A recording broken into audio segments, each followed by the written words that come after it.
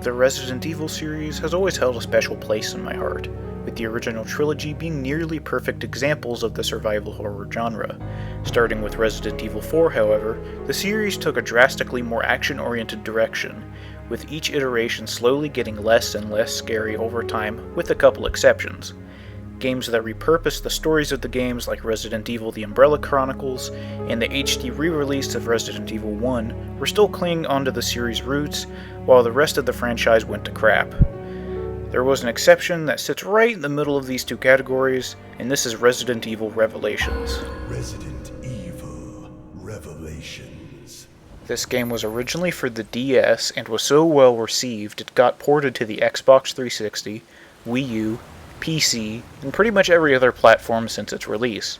Now, since it was based on a handheld game, there is a pretty big issue with the levels being empty at times, and the graphics also aren't the best, but they certainly still do their job. The gameplay is similar to Resident Evil 4, but it goes for a more horror-style approach than it did.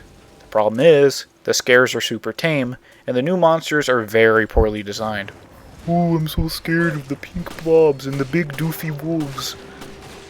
The music is forgettable, the sound effects are pretty low quality, and the sidekick AI is absolutely terrible.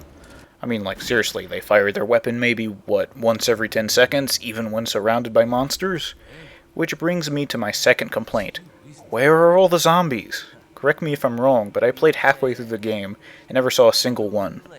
As slow and as dopey as they were, at least the zombies were vaguely scary at times. But nope, nothing about this game is scary at all.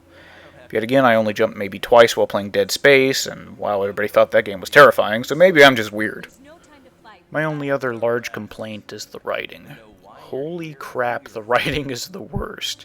It used to be the writing was good, but the acting was bad, now it's the other way around. The voice actors do an alright job with what they're given, but what they're given is complete nonsense. Just let the Umbrella Corporation die already, find something else to fixate on.